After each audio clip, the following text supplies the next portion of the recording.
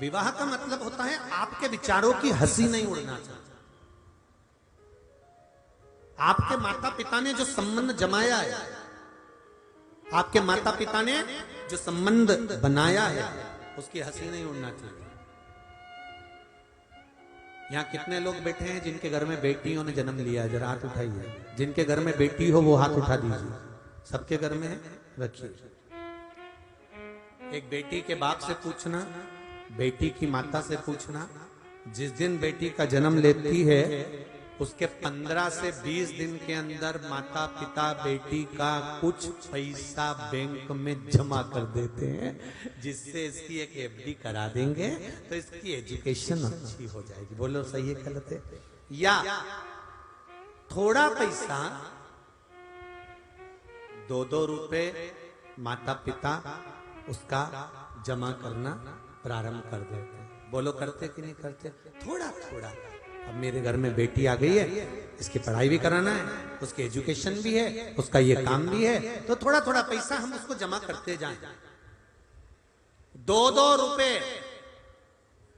हर माता पिता अपनी बेटी के लिए थोड़ा थोड़ा जमा करते जाते हैं।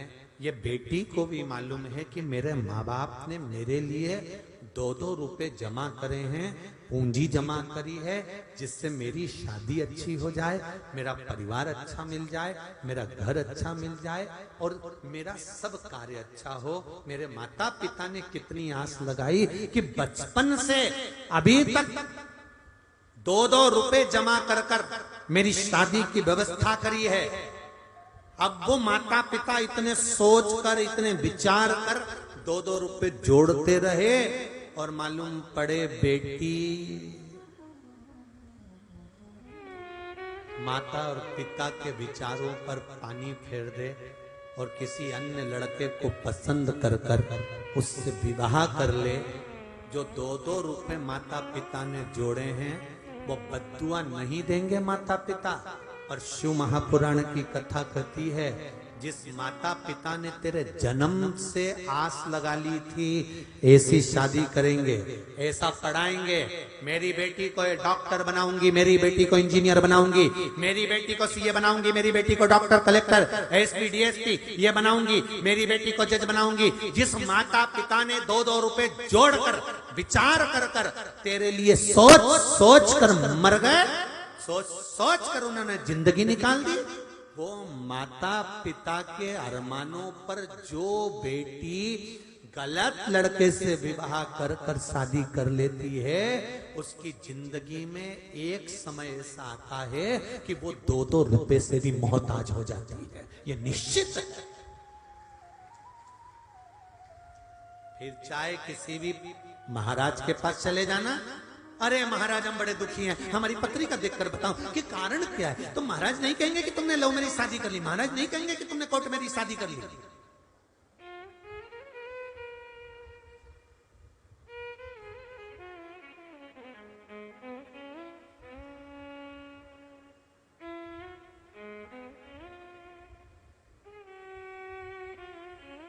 कोर्ट मैरिज शादी, हम तो कहते कोर्ट मैरिज करने जाओ तो कोर्ट में भी एक काम होना चाहिए कि कोर्ट मैरिज शादी करवाओ, मना नहीं है, पर कोर्ट में भी एक काम होना चाहिए कि कोर्ट मैरिज शादी एक शर्त पर होगी कि लड़की के और लड़के के माँ बाप कोर्ट में शामिल होना चाहिए तो शादी, नहीं तो कोर्ट मैरिज शादी नहीं।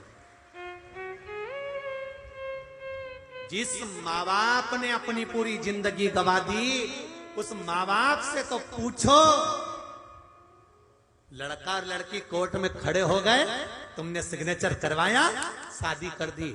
एक शब्द कोर्ट में भी लिख देना चाहिए कि लड़की के घर के माँ बाप का होना जरूरी है और लड़के के घर के माँ बाप का होना जरूरी है।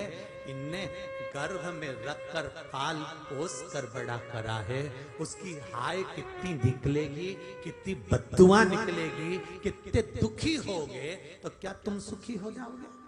कोर्ट में एक नियम चालू होना चाहिए, करो कोर्ट मैरिज, मना नहीं है, करो कोर्ट में शादी, पर उसमें लड़की के माँ बाप का होना, लड़के के माँ बाप का होना जरूरी है। लाओ उनको और करिए फिर शादी।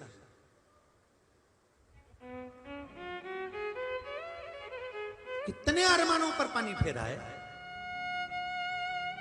कितने। और वो भी सनातन धर्म में शादी हो जाए तो अच्छी बात है। और अभी बहुत छोटे क्षेत्रों में, बहुत जगह पर लोग सनातनियों को छोड़कर बेटियां ना जाने कौन कौन के साथ शादियां कर रही हैं, तो वो भारत माता की आंख में भी आंसू आ जाता होगा कि कैसे विवाह कर रही है। सोच तो, सनातन धर्म को छोड़कर दूसरे धर्म में जा रही है। कहां, किस धर्म की ओर तुम अग्रसर हो रहे हो, किस धर्म की ओर तुम जा रहे हो? जरा विचार करिए। श्रेष्ठ धर्म का चंदन है इस देश की माटी, तपोभूमि हर ग्राम है, हर बाला देवी की प्रतिमा बच्चा बच्चा है। जिसके सैनिक समर भूमि पर गाया करते गीताएं, उसी माटी के हल्के नीचे खेली करती सीता है। ये भूमि कोई साधारण है? जहां तुम्हारा जन्म हुआ तो कहो, एक नियम लागू होना चाहिए। जो माता पिता 2-2 रुपए इकट्ठे करते हैं अपने बच्चों के विवाह के लिए, और बच्चे गलत संगत में पढ़कर चले जाते हैं, उसको भी 2-2 रुपए के लिए मोहताज होना पड़ता है। एक समय ऐसा जरूर आता है कि दुख झेलना पड़ता है। रोती है बेटी कि मैंने कहां शादी कर ली, मैंने क्यों विवाह कर लिया, रोती है। मेरे माँ बाप की